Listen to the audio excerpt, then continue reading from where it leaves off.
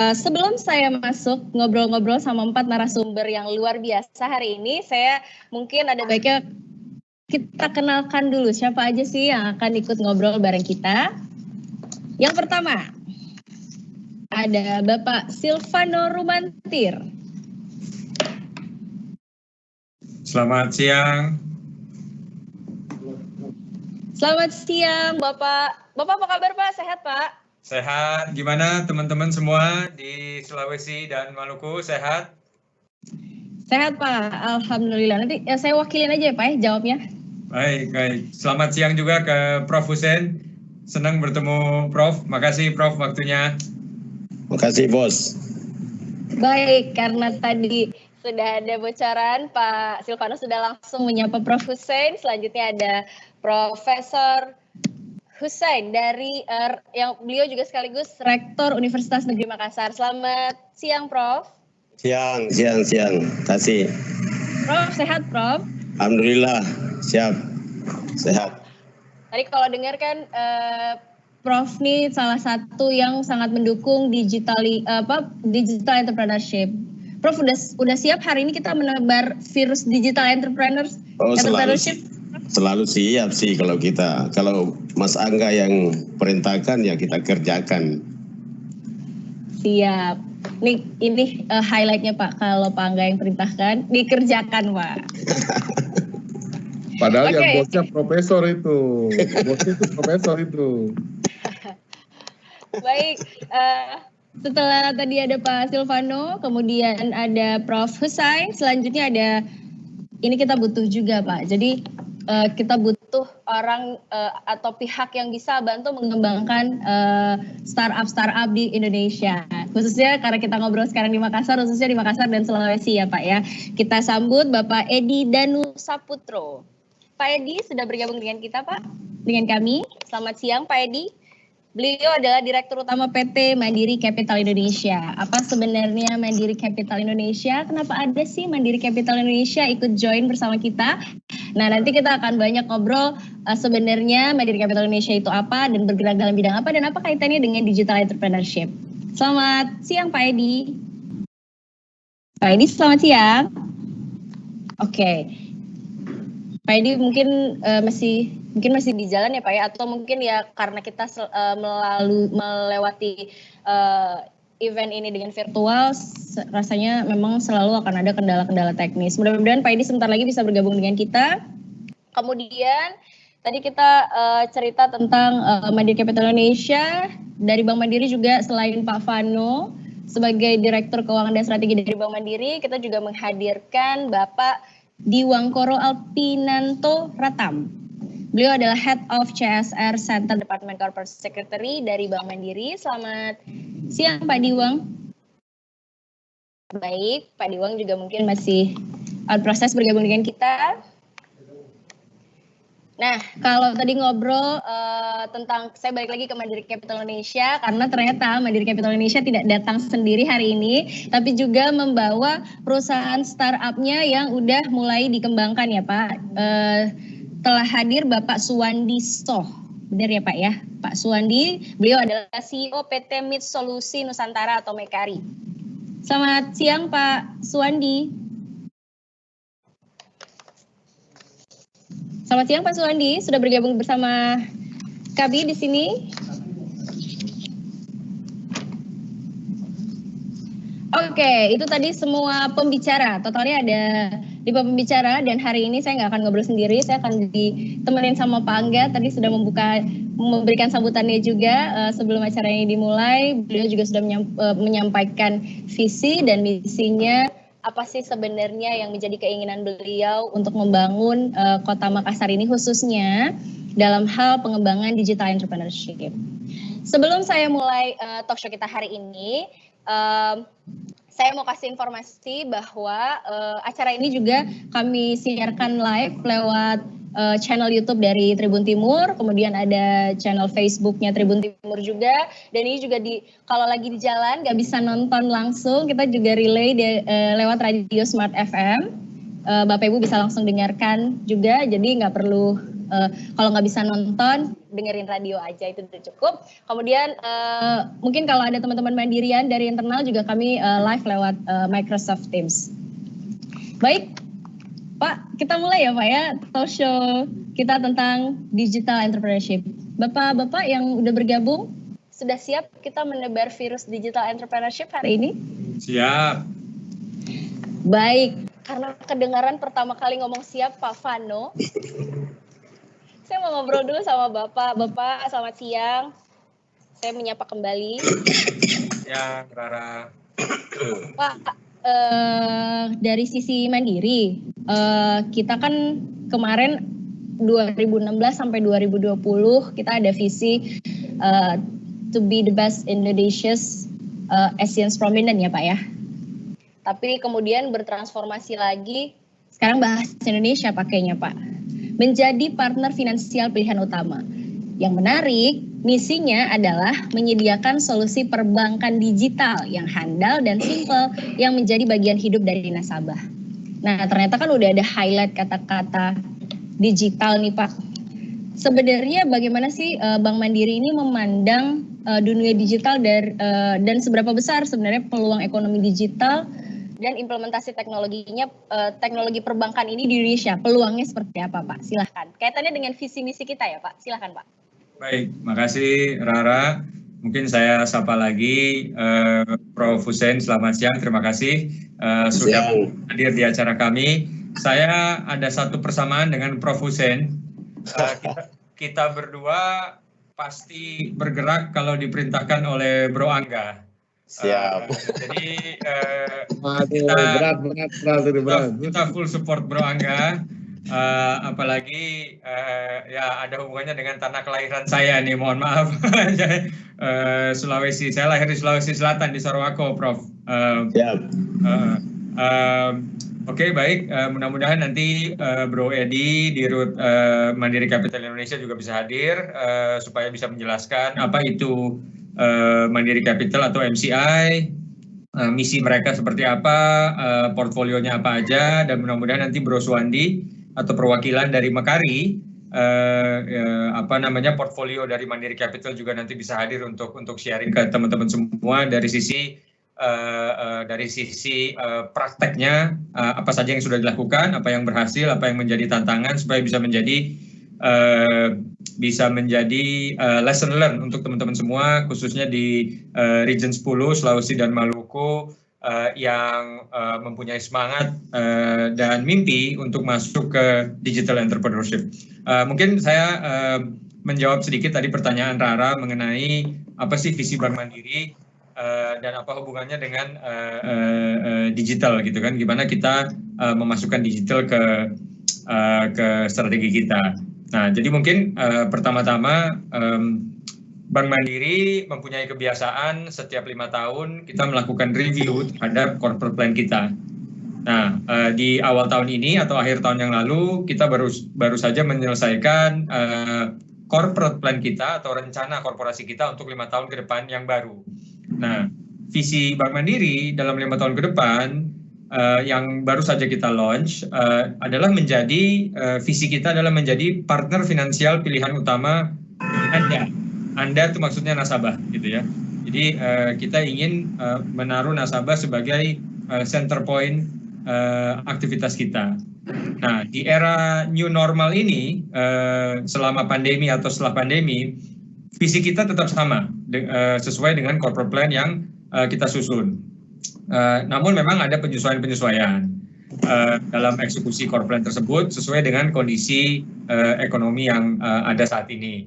Kita juga tidak ingin asal tumbuh, kita juga tidak ingin mengorbankan kualitas hanya untuk tumbuh, dan tentunya kita mesti best effort supaya kita meminimalkan dampak pandemi ke perusahaan. Nah, itu termasuk juga nasabah dan karyawan. Jadi safety dari nasabah dan karyawan kita adalah prioritas kita. Nah, dunia digital ini Bapak Ibu teman-teman semua sudah sadar betul bahwa digital ini sudah menjadi bagian yang sangat integral dari keseharian masyarakat, terutama nasabah Bank Mandiri secara umum, baik nasabah individu maupun nasabah korporasi.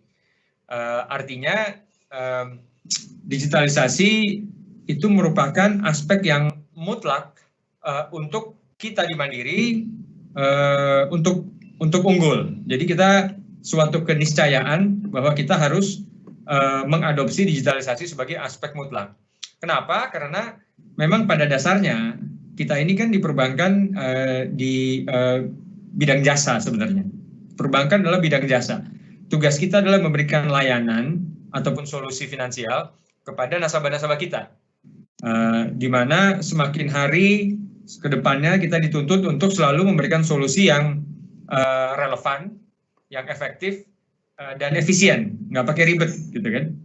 Nah, hal ini tentunya nggak bisa kita capai dengan cara-cara yang lama, dengan cara-cara yang konvensional. Nah, untuk itu, makanya kita tuangkan di dalam misi corporate plan kita ke 5 tahun ke depan, yaitu misi kita. Kalau visi yang saya sebutkan di awal tadi, visinya ingin menjadi partner finansial pilihan utama Anda, ya kan? Nah, misinya apa? Atau caranya bagaimana? Misinya adalah kita ingin menyediakan solusi perbankan yang digital, handal, dan simple, yang juga menjadi bagian dari keseharian nasabah. Nah, itu adalah visi dan misi kita. Kedengarannya sederhana, tetapi tidak gampang untuk bank sebesar Bank Mandiri untuk shifting ke full digital. Tidak gampang. Tetapi kita sadar betul bahwa digitalisasi ini adalah keniscayaan. Nah, kalau kita lihat peluang ekonominya seperti apa? Kalau kita lihat peluang ekonomi digital ini masih sangat terbuka besar di Indonesia. Masih sangat terbuka besar.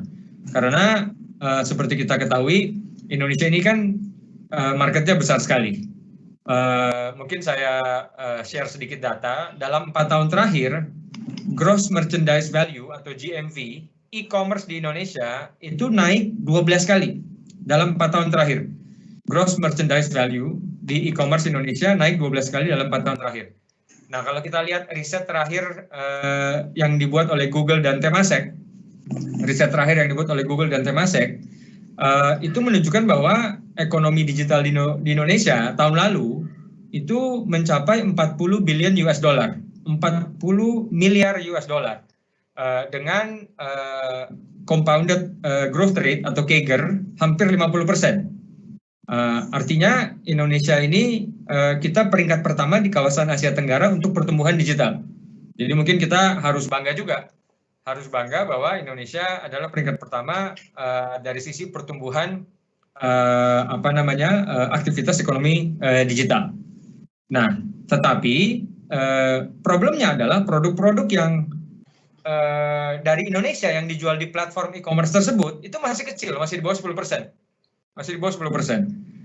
Sehingga ini menjadi tantangan, tapi juga kesempatan atau peluang supaya kita bikin digital ekonomi dan e-commerce ini bukan hanya besar karena Indonesia sebagai konsumen, tapi Indonesia sebagai produsen, gitu kan? Nah, ini adalah kesempatan buat kita semua.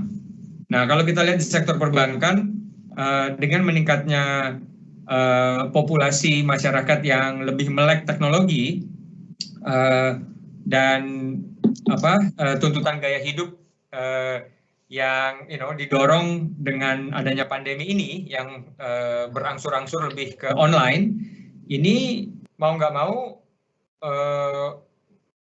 menghasilkan menghasilkan shifting, agak-agak dipaksa shiftingnya, masyarakat beralih ke platform digital dalam kehidupan kesehariannya. Jadi misalnya dari sebelumnya biasanya ke cabang kalau mau melakukan banking, sekarang sudah banyak yang shifting ke mobile banking. Mungkin setor tunai sama tarik tunai aja yang belum bisa dilakukan di mobile banking, gitu ya. Belanja barang, belanja makanan, belanja lain-lain, sekarang sudah lebih banyak di online. Saya yakin di Sulawesi juga atau region 10 juga termasuk Maluku mungkin sudah mulai kelihatan gitu ya, lebih cashless dan seterusnya. Nah, kalau kita lihat di Mandiri, sedikit data juga ya untuk menunjukkan digital transformasi ini. Di 3 bulan pertama tahun ini, frekuensi transaksi di Mandiri online itu naik lebih dari 70% dibanding periode yang sama tahun lalu. atau mencapai 174 juta kali transaksi. Sedangkan jumlah active user di Mandiri Online, Mandiri Banking Online kita selama triwulan pertama juga tumbuh 62% dari tahun sebelumnya, year on year. Dengan nilai transaksi yang juga tumbuh sekitar 60% atau sekitar 230 triliun. Nah, peluangnya ini masih sangat besar ya, karena kalau kita lihat report Google dan Temasek tadi, masih ada setidaknya 90 juta, masih ada setidaknya 90 juta penduduk Indonesia yang belum familiar atau belum mendapat akses ke perbankan. Jadi potensinya masih sangat besar. Nah, jadi dengan adanya potensi atau market potential yang masih sangat besar untuk digarap ini adalah kesempatan yang kita semua miliki, yang sangat luas untuk Bank Mandiri khususnya meningkatkan layanan yang lebih berbasis digital. Bukan hanya untuk payments, tapi untuk banking in general. Baik itu lending, kredit gitu ya, investasi maupun asuransi. Supaya kita benar-benar bisa mencapai visi kita yang baru dalam 5 tahun ke depan, yaitu menjadi partner finansial pilihan utama nasabah kita, sesuai dengan corporate plan kita 5 tahun ke depan. Mungkin itu, Rara, sedikit sharing dari saya. Terima kasih Pak Fano yang sudah menyampaikan pandangannya. Jadi, visi Bank Mandiri menjadi partner finansial pilihan utama nasabah 2020 sampai tahun setelahnya lagi, beberapa tahun kemudian, dan tidak berubah di masa new normal ini ya Pak ya. Tetap akan berusaha menjadi pilihan utama dari nasabah. Tadi Pak Fano sudah menyampaikan bagaimana sebenarnya peluang dunia digital atau digital entrepreneurship di era new normal ini khususnya. Kita coba beralih ke Prof. Husain. Prof, tadi kalau Pak Fano sudah menyampaikan terkait apa visi misi Bank Mandiri di dunia digital, kemudian apa keinginan Bank Mandiri untuk bisa berdampingan berjalan dengan nasabahnya untuk sama-sama membangun dunia digital. Kalau dari sisi Prof sendiri sebagai Rektor Universitas Negeri Makassar, apa sih sebenarnya visi misi UNM untuk membangun digital entrepreneurship khususnya bagi mahasiswa? Kemarin kan juga kedengaran berita karena Prof ini salah satu yang mendukung belajar online, semua mahasiswa difasilitasi dengan kuota gratis ya, Prof ya, itu luar biasa sekali. Jadi itu yang biasanya jadi kendala ya, Prof ya, untuk mahasiswa. Saya nggak punya kuota, gimana caranya saya kuliah? Tapi Prof memfasilitasi itu semua agar mahasiswa bisa tetap kuliah walaupun tidak datang ke kampus. Tapi kita tanya dulu tentang bagaimana visi misi dari UNM sendiri terkait dengan pengembangan digital entrepreneurship khususnya di kampus yang sekarang Prof pimpin. Silakan. Nama saya Rara, Prof. Baik. Mbak Rara, bismillahirrahmanirrahim. Assalamualaikum warahmatullahi wabarakatuh. Alhamdulillah, salam sehat semua untuk kita. Yang pertama saya banggakan, saya hormati guru saya ini Mas Angga Erlangga ini luar biasa yang selalu memotivasi saya dan semua teman-teman. Ini orang hebat ini, masih muda tapi luar biasa. Terima kasih Pak Mas Angga. Ada Pak Bos Silvano ya. Bos Silvano ini ya ternyata kelahiran Surako ya. Terima kasih sudah bisa bersama live pada kesempatan yang baik ini. Ada Pak Edi yang luar biasa, saya kira bos kita juga ini Pak Edi. Pak Dwiangkoro tadi sudah muncul tadi, Pak Dwiangkoro. Selamat Pak Dwi dan Pak Suwandi. Sebelum saya menjawab pertanyaan Mbak Rara, saya ingin mengatakan begini, bahwa sebetulnya Mas Angga ini salah orang. Bukan saya orang yang tepat. Tapi saya berusaha membenarkan Mas Angga sehingga saya bersedia menjadi bagian. Dan ini sebuah kehormatan sesungguhnya. Karena orang-orang hebat ini yang saya temanin. orang-orang yang luar biasa yang sudah jam terbang.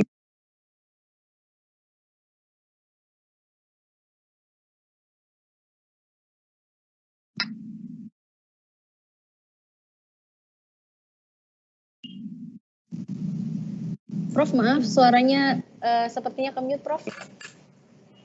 Udah ya, udah masuk ya? Enggak ada kedengaran? Udah, sudah Prof. Udah, Silakan nah, Prof. Ya. Ini saya mencoba membenarkan pilihan Mas Angga yang tadi saya anggap salah orang. Saya coba membenarkan agar bisa benar pilihannya ya. Jadi saya mencoba mengisi dan bangga sekali, saya bahagia karena menjadi bagian dari sharing orang-orang hebat ini ya. Bangga saya merasa derajatnya diangkat oleh Pak Angga. Ya, itu yang pertama. Yang kedua, bicara soal entrepreneur, ini adalah sesuatu yang amat sangat dibutuhkan bagi bangsa ini. Sebuah bangsa yang ingin maju, indikatornya itu haruslah memiliki wirausaha yang tadinya itu 2% dari dari penduduk yang ada, mestinya kan gitu. Tapi sekarang karena kebutuhan semakin persaingan semakin kencang, maka rasio ini juga tidak cukup dengan 2%. Bahkan sekarang rata-rata yang diharapkan untuk bisa maju sebagai sebuah negara itu harusnya 4%. Nah, Indonesia baru 3,5% yang startup itu dan yang entrepreneurship itu. Terus Malaysia masih di atas kita tentu, negara tetangga Singapura masih, dan seterusnya. Lah, akhirnya saya memiliki mimpi bagi anak-anak muda, talenta muda yang ada di UNM sebagai mahasiswa yang jumlahnya 35.000 orang itu. Saya ingin membangun jiwa entrepreneurnya. Lalu muncul pertanyaan, lah ini kan masih 70% ini UNM ini menjadi sebagai pencetak guru. Apa arti semua itu? Saya bilang kan kalau sudah 1-5% saja mahasiswa UNM yang bertalenta kita bina, kita dorong, kita kembangkan untuk menjadi bagian dari bisa melahirkan startup karena didorong oleh kita semua, maka ini pun sudah saya anggap cukup. Nanti yang 90% itu cukup jiwanya yang kita bentuk. Jika dia itu menjadi kelak misalnya menjadi guru, maka dia tidak cukup mengkonsumsi apa yang telah diciptakan oleh semua orang pendahulunya, tetapi dia harus berkreasi, melahirkan, menginovasi proses pembelajaran yang sudah ada hari ini untuk menjadi lebih efektif, lebih baik. Itu yang saya ingin ciptakan. Kalau dia menjadi politisi alumni UNM, maka dia pun harusnya menjadi bagian yang menjadi pewarna bagi sebuah komunitas di mana dia bekerja dan seterusnya. Kalau pemerintah, birokrasi, dia pun harus menjadi bagian dari yang memiliki jiwa itu. Jiwa yang kita maksud dalam entrepreneur itu adalah selalu berkreasi, selalu mencoba, tidak suka dengan kebiasaan yang rutin, tapi ingin selalu mencoba menghadirkan sesuatu yang merupakan inovasi, kreatif dan inovatif, kemudian untuk melahirkan sebuah produk yang kemudian bisa bernilai ekonomi, yang bisa menggerakkan roda perekonomian bangsa. Itu harapannya kita sebetulnya. Semua lini dimanapun bekerja bisa memberi pewarna bagi komunitasnya. Itu harapan saya, sehingga saya bermimpi. Saya sudah berkomitmen dengan teman-teman melalui visi misi UNM itu adalah ingin membangun sebagai pusat peningkatan dan pengembangan ilmu pengetahuan sains teknologi dan seni yang berwawasan kependidikan dan kewirausahaan. Jadi kependidikan tadi ini adalah course-nya, tapi bukan tidak mungkin kita bisa menjadikan yang bertalenta itu betul-betul kita bina menjadi wirausahawan yang sukses, yang handal katakanlah, untuk menjadi bagian dari mengakselerasi proses pembangunan yang ada di Republik ini. ini bukan juga serta-merta saya mengatakan bahwa UNM saya akan jadikan sebagai kampus entrepreneurship, tetapi memang sudah ada dasar yang saya sudah bangun sebelumnya, yang antara lain divisi itu sudah menjadi bagian dari komitmen dengan adanya kata kewirausahaan itu menjadi bagian yang menjadi roh dari sebuah proses yang kita ingin lakukan di Universitas Negeri Makassar. Lah, bukan cuma itu, jadi seluruh mahasiswa baik itu diploma 3, S1, S2 maupun S3 yang jumlahnya 35.000 orang tadi itu semua wajib mata kuliah kewirausahaan sebagai bagian dari membentuk jiwa atau ada dasar pengetahuan tentang wirausaha, tentang bagaimana mencipta lapangan kerja dan seterusnya. Jadi mestinya UNM itu tidak boleh menjadi, alumni UNM itu tidak bisa menjadi penganggur, tidak bisa menjadi beban bagi negara. Nah, itu maksudnya dari semua ini. Kita juga selalu membuka ruang untuk kita dirikan UPT kewirausahaan itu sendiri sejak 10 tahun yang lalu, katakanlah. Sekarang ini tentu kita selalu buat saya menggandakan sekarang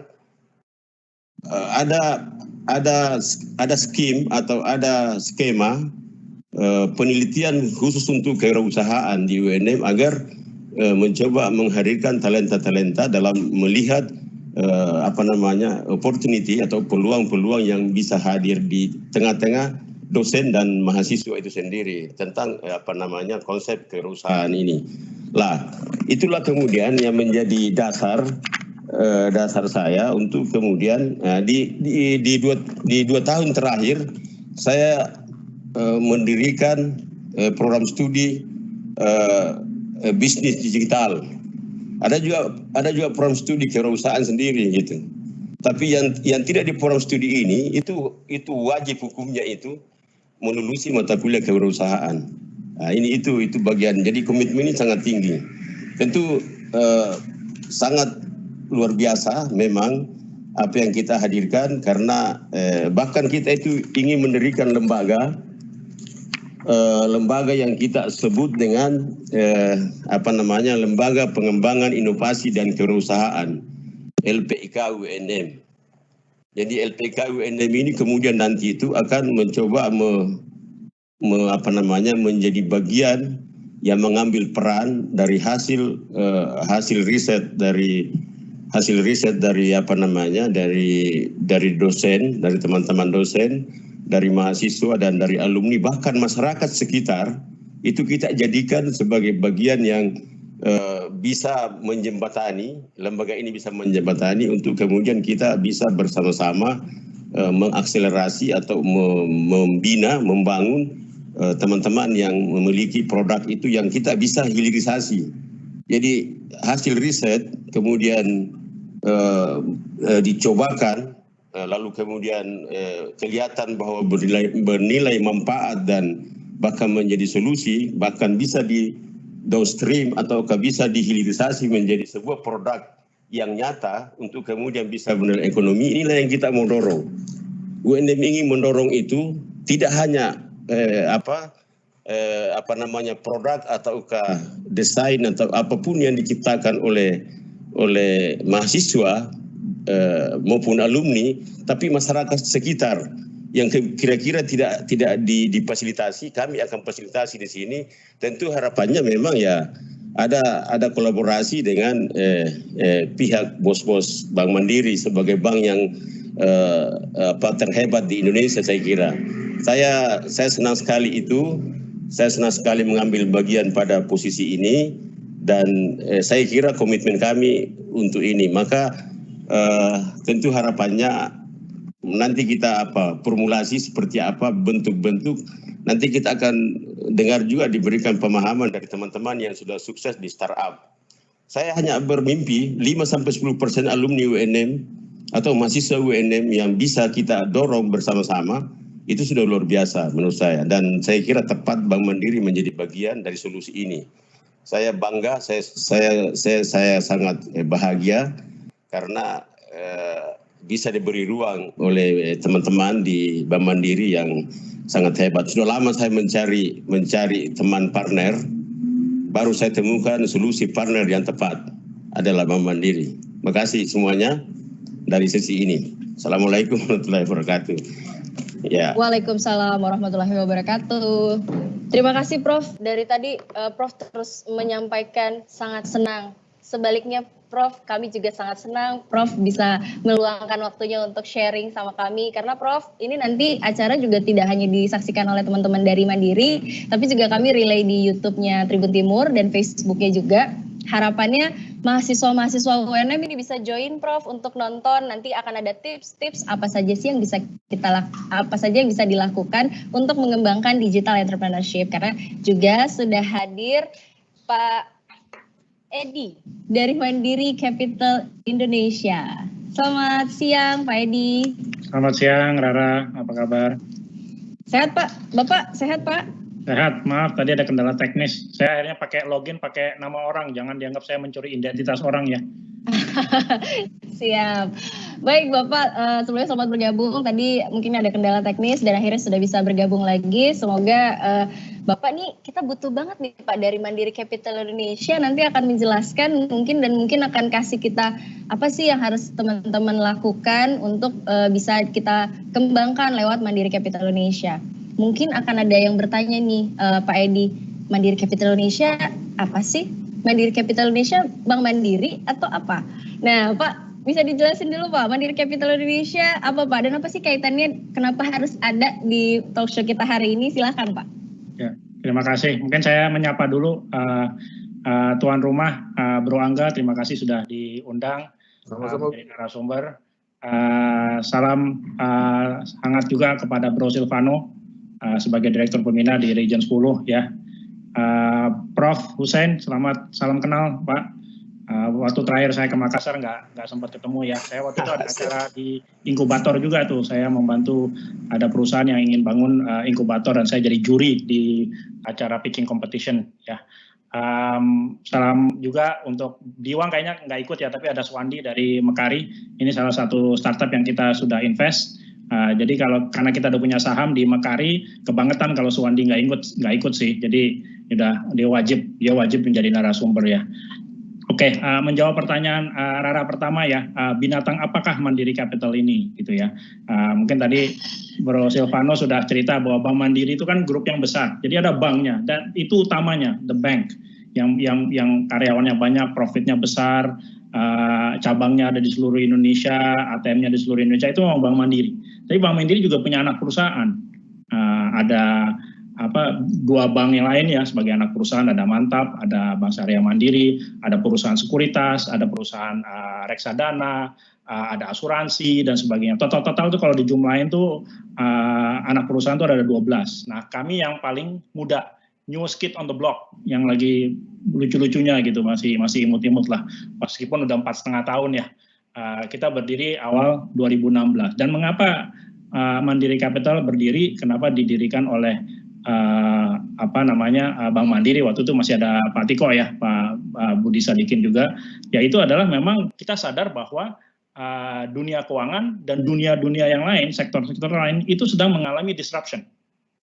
Jadi yang mendisrupt dunia keuangan siapa? Tidak hanya bank ya, ada asuransi, ada financial advisory dan seterusnya. Itu yang mendisrupt adalah non-bank. Antara lain startup, tapi tidak hanya startup. Perusahaan lain pun mendisrupt dunia keuangan gitu. Ya, saya ambil contoh ya, maaf ya saya sebut nama, tapi kebetulan kita punya saham sangat-sangat kecil di perusahaan ini, jadi saya boleh sebut nama gitu. Contohnya Gojek gitu. Gojek itu berawal dari sebuah perusahaan ride sharing, yaitu motor, mobil dan sebagainya begitu kan. Beralih ke dia punya payments, namanya GoPay. Ya, terus dia punya GoSend dan segala macam GoLive yang kemudian akhirnya ditutup. Tapi dia punya segala macam GoGo yang lain gitu. Jadi dia punya satu produk utama, akhirnya berkembang menjadi ekosistem platform di mana tidak hanya sudah merambah ke bisnis-bisnis di luar bisnis utamanya. Dan kita dari 3-4 tahun yang lalu kita udah mikir gitu. Ini kalau Gojek dia punya GoSend, dia punya GoFood, dia punya GoPay, dia punya ini dan segala macam. Kalau dia terus tiba-tiba masuk ke layanan perbankan, dia bikin GoBank atau GoLend atau GoLoan, bagaimana gitu kan? Ya itu tantangan juga yang kita harus siasati. Contoh lain, unicorn yang lain, Bukalapak. Bukalapak ya kebetulan foundernya sekarang salah satu kan sudah masuk ke BUMN juga. Saya sering bercanda gitu sama Pak Ajrin gitu. Dulu Bukalapak, terus buka emas, buka dompet, buka warung, buka apa dan segala macam. Saya bilang ya waktu itu saya bilang ya lama-lama buka bank dong. Ya kan, dia kalau ambil izin dia bisa buka bank. Jadi memang yang namanya disruption itu datang tidak hanya dari bank lain atau lembaga keuangan lain, tapi datang dari mana-mana. And I think that's good, gitu ya. Jujur menurut saya itu sesuatu yang positif. Yang diuntungkan siapa ya? Diuntungkan ya masyarakat. Karena masyarakat jadi punya pilihan, gitu. Sekarang mau bertransaksi, ya berbagai macam pilihan. I think that's good. Itu satu pilihan. Yang kedua, dari sisi efisiensi dan cost juga menurut saya itu bagus. Competition in general akan menaikkan mutu dan membawa ini efisiensi. Ya, jadi I think that's good. Ya, jadi memang yang namanya disruption itu terjadi tidak hanya di financial institutions, tapi di mana-mana dan udah saling campur aduk ya. Sudah nggak ada yang bisa, apalagi kalau sudah levelnya unicorn, dia menjadi satu sektor saja sudah nggak bisa, gitu ya. Terus perusahaan teknologi seperti Google, Facebook, Apple itu semua juga masuk ke area yang sama. Mereka mau masuk semua ke financial services, mau masuk semua ke data analytics dan sebagainya. Jadi I think memang itu sudah, nah yang namanya kompetisi sudah tidak seperti dulu yang hitam putih ya. Jadi sudah gray area-nya banyak. Kita musuhnya mungkin bukan yang Mandiri, mohon maaf ya. Mandiri mungkin musuhnya bukan hanya BCA gitu kan, atau CIMB gitu. Itu mungkin counterpart kompetitor kita ke depannya sudah non banks juga gitu. Which I think ya ini memang evolusi dari dunia yang kita sekarang hadapi gitu ya. Nah dalam konteksnya yang hari ini karena kita berhubungan dengan digital dan startup dan ada Mekari, memang sebelum menjadi unicorn, startup ini kan dimulainya dari kecil ya. Jadi dari kecil mereka mungkin beberapa founder lulus dari kampus atau dari perusahaan, mereka bikin startup sendiri, terus mereka perlu modal. Nah, modal yang dibutuhkan itu karena startup itu rata-rata belum bankable dan tidak punya collateral, tidak punya jaminan, mereka terpaksa jual saham. Jadi mereka akan jual saham ke perusahaan modal venture capital seperti Mandiri Capital. Ya, jadi seiring dengan makin besarnya startup tersebut dari Series A, Series B, Series D sampai mudah-mudahan sampai IPO, untuk menopang operasional dan kebutuhan modal mereka akan jual saham 20%, 10%. Mudah-mudahan pada saat startupnya udah jadi unicorn, founders masih punya 5, 10, 15% atau berapa. Itu memang bisnis model yang berbeda dengan perusahaan lainnya. Tapi kenapa bisa begitu? Karena memang digital. If it was not a digital business, mungkin susah untuk menjual saham ke investor asing. Ya. Jadi kenapa saya bilang digital itu penting? Jadi ini memang topiknya mungkin UKM, tapi UKM itu kita harus bedakan. Karena saya sering dapat pertanyaan, Pak Edi, what is a startup? Gitu kan? Kalau kita buka kamus, startup, by the very basic definition, yang namanya startup itu ukurannya sebenarnya hanya waktu.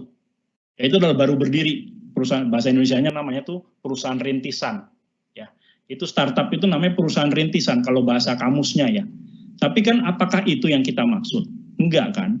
Karena mohon maaf ya, dengan segala rasa hormat kepada tukang bakso, kalau saya buka warung bakso, gerobak bakso, itu pun karena saya baru berbuka seminggu yang lalu, itu startup.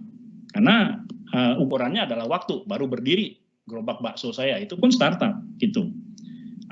Tapi that's not bukan itu yang kita maksud. Kenapa? Karena kalau gerobak bakso, itu pertumbuhannya sangat linear. Satu gerobak bakso bisa jual 100 mangkok per minggu. Sebulan berarti 400 mangkok. Kalau ekspansi dengan 2 lagi tambahan menjadi 3 gerobak, jadi 3 kali 400 dalam sebulan gitu. Jadi pertumbuhannya sangat linear gitu kan. Menambah gerobak berarti menambah mangkok yang dijual. Tapi kan growth-nya kan akan sangat ketebak. Bukan itu yang kita maksud sebagai startup. Yang kita maksud sebagai startup adalah perusahaan yang juga baru berdiri, belum lama berdiri, tapi dengan adanya unsur teknologi digital ya, itu growth-nya bisa eksponensial. Growth-nya bisa non-linear, jauh melebihi bisnis-bisnis yang tradisional. Itu yang kita cari. Dan itu sebagai investor, sebagai venture capital, itu yang kita cari. Dengan adanya teknologi, dengan adanya digital, pertumbuhannya dan dampak ke masyarakatnya jauh lebih cepat daripada kalau tidak menggunakan teknologi. Nah, jadi saya nggak akan lama-lama, nanti pasti ada pertanyaan. Jadi sebenarnya apa yang dibutuhkan oleh startup? Pasti pertanyaan begitu. Pertanyaannya adalah, ya selain modal, mereka butuh inkubator, mereka butuh bimbingan. Jadi money is not enough, tapi they need help dari sisi mentoring, tutoring, dan buka akses ke pasar. Ini mungkin perannya Bro Angga ya. Yaitu adalah mereka bisa membukakan akses ke pasar, bisa ekspor, bisa ekspansi ke daerah baru, dan seterusnya, dan seterusnya. Itu aja mungkin pembukaan dari saya. Nanti kalau ada pertanyaan lagi, silakan. Baik Pak Edi, terima kasih sudah memaparkan pertama apa itu Mandiri Capital Indonesia. Kemudian Pak Edi juga tadi sudah sharing ke kita kenapa sih butuh Mandiri Capital Indonesia, karena kan ternyata ada bisnis model dari pengembangan startup itu sendiri memang berbeda ya Pak ya. Kalau yang saya tangkap tadi ya, mereka memang karena tidak punya modal, mereka akan mendapatkan modal dari menjual sahamnya. Itu kemudian Mandiri Capital Indonesia akan masuk melakukan pembiayaan, tapi yang paling penting tidak hanya membiayai, tapi tadi ada highlightnya Pak. Bergabung di Mandiri Capital Indonesia nanti akan ada masa inkubasi atau bimbingan mentoring. Kemudian ada juga akses untuk buka pasar. Di sini mungkin peran tadi langsung nunjuk, di sini peran Pak Angga mungkin bantu untuk membuka pasarnya. Jadi setelah dibimbing, kemudian dibukakan akses melalui kami di Bank Mandiri. Selanjutnya, tadi kita udah cerita tentang visi misi Bank Mandiri ya secara umum oleh Pak Silvano tadi udah menjelaskan dan betapa pentingnya dunia digital saat ini, dan harusnya juga kita, tadi ada highlightnya, dunia digital beradaptasi dengan dunia digital ada hal yang mutlak ya Pak Vano ya.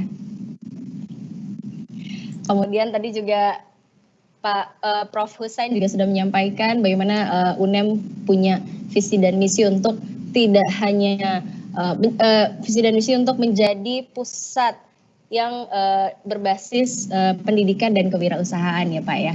Kemudian tadi kita udah tanya dari sisi visi misi Bank Mandiri, kita coba beralih ke Mandiri punya satu lagi unit yang mengembangkan wirausaha muda mandiri. Tadi harusnya Pak Diwangkoro bergabung, tapi mungkin karena beliau tidak ada halangan, diwakilkan oleh Bapak Arimbawa. Bapak Arimbawa sudah bergabung? Pak Arimbawa? Ya, selamat siang Pak Silvano, Pak Angga, Bapak Ibu, Pak Edi, Bapak Ibu sekalian. Selamat siang Bapak. Ya Pak. Pak, tadi nih saya udah sedikit membahas tentang wirausaha muda mandiri. Sebenarnya namanya wirausaha muda, berarti ada kata-kata kewirausahaan. Sebenarnya apa aja sih program-program dari Bank Mandiri untuk mendorong kewirausahaan, khususnya yang kaitannya dengan tema kita, digital entrepreneurship? Silahkan Pak Arimbawa. Ya baik, sebelumnya mungkin sedikit mau menjelaskan dulu kalau wirausaha mandiri ini kan sudah programnya Mandiri dari CSR Bank Mandiri itu sudah berjalan sejak tahun 2007 ya. Untuk tahun ini merupakan tahun yang ke-13 kami melakukan. Dan juga tahun ini juga tantangannya juga cukup besar, terutama karena juga kondisi saat ini yang terjadi di Indonesia. Jadi kita coba menerapkan juga konsep digitalnya dalam hal untuk melakukan seleksi. Jadi UMM-nya nanti juga sifatnya juga akan dilakukan secara virtual.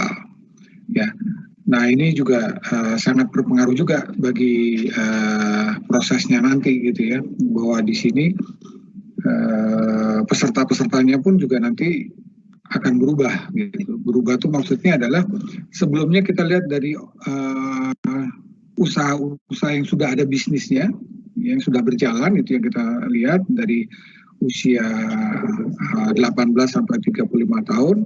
Nah sekarang dengan kondisi seperti ini kita juga membuka salah satu kategori lagi terkait kategori bisnis plan.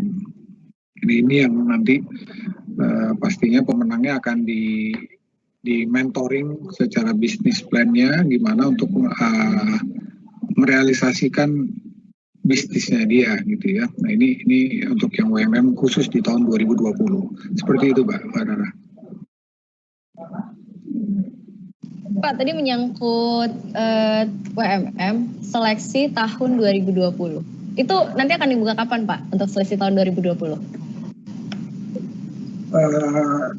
Insya Allah awal Agustus ini kita mulai dari proses pendaftarannya peserta untuk menjadi peserta UMM dari Agustus ini, Mbak Rara. Baik, berarti mungkin teman-teman yang lagi menyaksikan acara ini baik melalui YouTube maupun Facebook ataupun langsung dari Microsoft Teams-nya Bank Mandiri, Wirausaha Muda Mandiri akan segera dibuka ya Pak di bulan Agustus ini, dan karena sekarang lagi Corona ya Pak ya, mungkin seleksi akan dilakukan secara virtual ya Pak ya? Betul, seleksi akan dilakukan secara virtual. Baik, terima kasih Pak Rimbawan untuk terkait penjelasannya terkait apa sih sebenarnya program-program Bank Mandiri untuk mendukung wirausaha khususnya terkait dengan tadi sebenarnya kalau saya tangkap belum ada belum ada secara khusus membahas tentang program kita khususnya membangun digital entrepreneurship Pak. Mungkin Bapak mau menambahkan sedikit Pak, silahkan. Digital entrepreneurship ini di sini karena tantangan ya. Karena tantangan saat ini kan para UKM atau para wirausaha muda ini kan nggak bisa aja hanya memanfaatkan channel-channel konvensional. Jadi memang harus sudah bisa memaksimalisasi channelnya melalui digital. Ya, ini yang juga kita challenge para calon-calon UMM nanti untuk bisa kreatif untuk dalam hal marketingnya dia juga, untuk memanfaatkan digitalnya juga. Selain marketingnya juga mungkin dari proses bisnisnya juga dia bisa juga menyelaraskan dengan teknologi yang sudah tersedia saat ini gitu ya. Itu yang mungkin inline-nya dengan digital, era digital saat ini untuk peserta UMM yang tahun ini. Demikian. Oke, siap. Baik Pak, mungkin akan ada penilaian khusus ya Pak ya untuk calon-calon wirausaha muda mandiri yang mengembangkan usahanya atau bisnis plan-nya ke model digital entrepreneurship. Pak, tadi kan kita udah ngobrol calon-calon wirausaha muda mandiri. Tadi juga Pak Edi juga membahas tentang perusahaan startup yang siap kami kembangkan. Nah, ini kita udah kehadiran Bapak Suwandi Soh. Tadi kan masih contoh-contoh. Nah, ini nih ada realisasinya dari Mekari, Meet Solusi Nusantara. Selamat siang Pak Suwandi. Siang. Baik, Pak, kita pengen tahu dong kenapa sih mau mengembangkan perusahaan startup, kira-kira latar belakangnya seperti apa, selain mungkin tadi melihat ternyata masih banyak sekali peluang yang bisa kita kembangkan di dunia digital. Silahkan Pak. Oke, terima kasih Mbak Rara. Selamat siang atau sore Pak Angga, Pak Silvano, Prof. Hussein, Pak Edi, selamat sore semuanya. Terima kasih sudah diundang ke acara ini juga. Jadi nggak terpaksa kok Pak Edi. Terima kasih undangannya.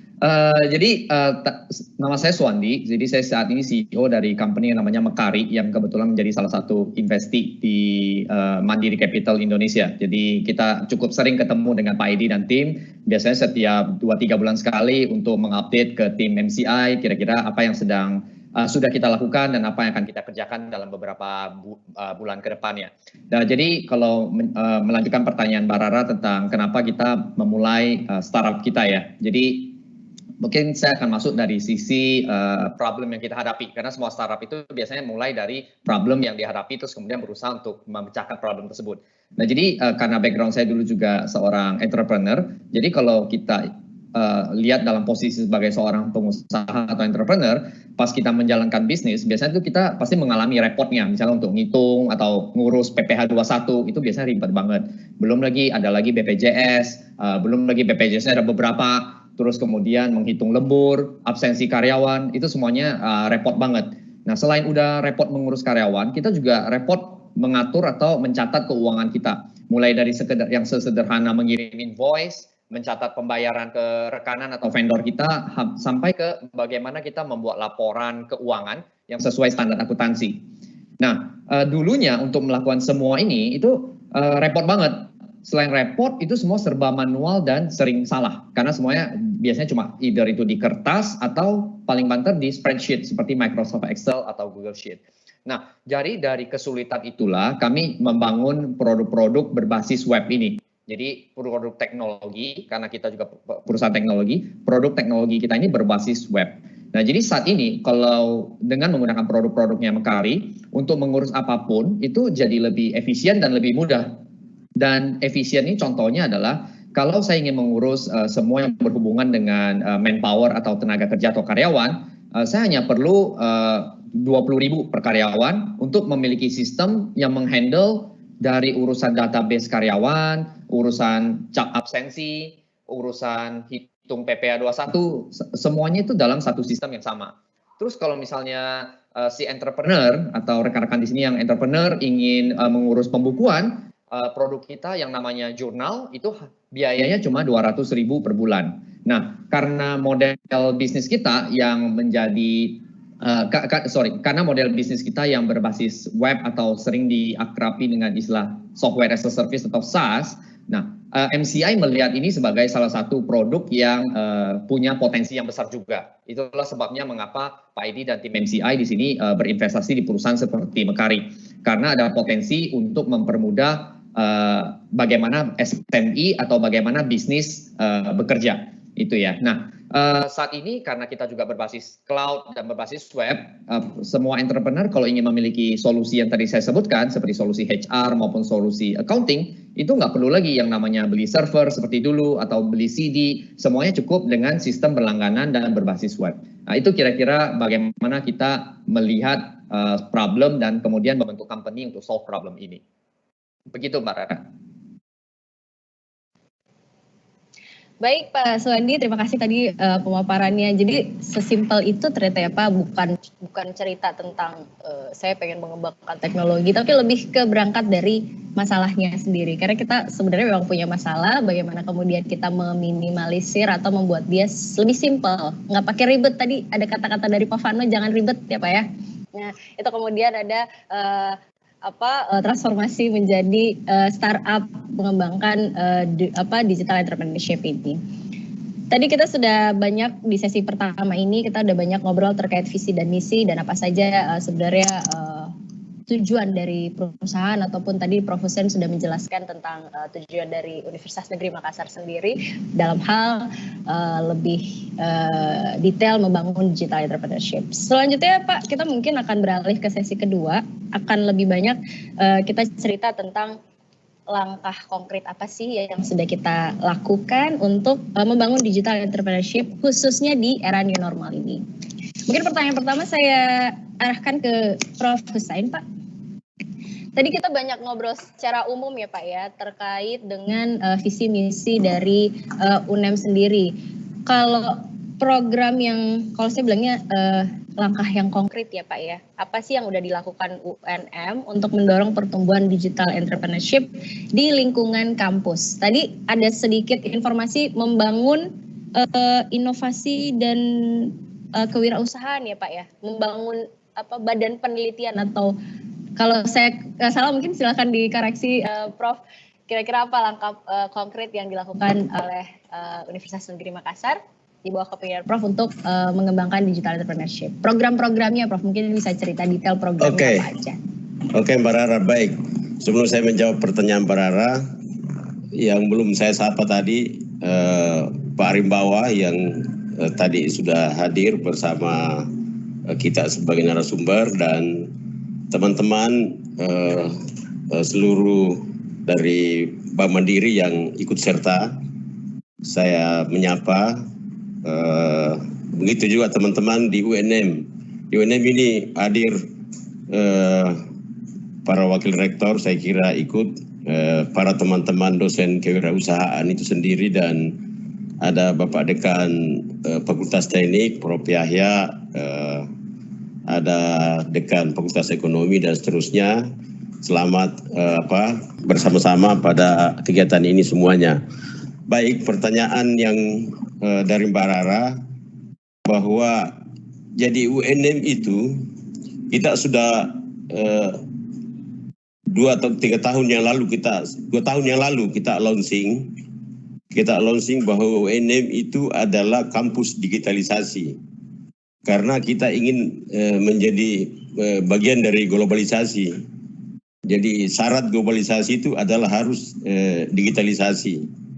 Ya, karena revolusi industri 4.0 ini menjadi suatu keharusan. Ya, salah satu bagian yang ada di dalam situ adalah ya semuanya sudah bukan semuanya sih, tapi sebagian besar sudah mengarah kepada pencirinya itu adalah artificial intelligence.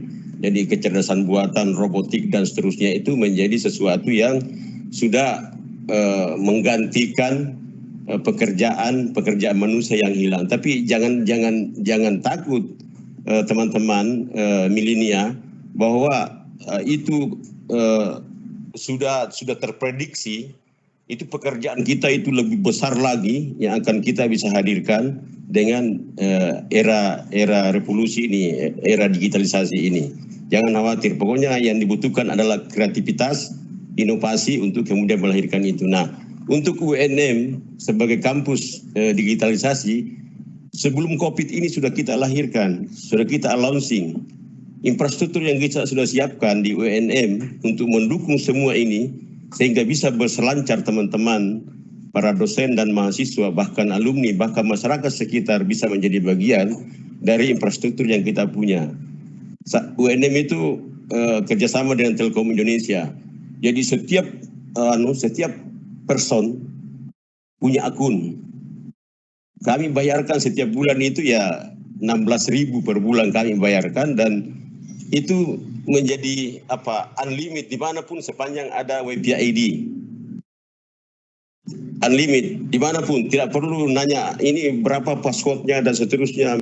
Kalau ada di hotel, ada di bandara, ada di mana, ada di luar negeri dan seterusnya, sepanjang ada WiFi ID itu bisa unlimited memanfaatkan itu. Itulah yang kami maksudkan, bahwa mengapa kita sudah sampai pada titik mau mencoba mengakselerasi dan mendorong lahirnya entrepreneur muda dari kalangan mahasiswa, alumni dan seterusnya, tapi tentu butuh dukungan dari lembaga lain yang saya tadi katakan bahwa saya telah menemukan solusi yang tepat untuk membangun ini bersama Bank Mandiri yang amat sangat luar biasa.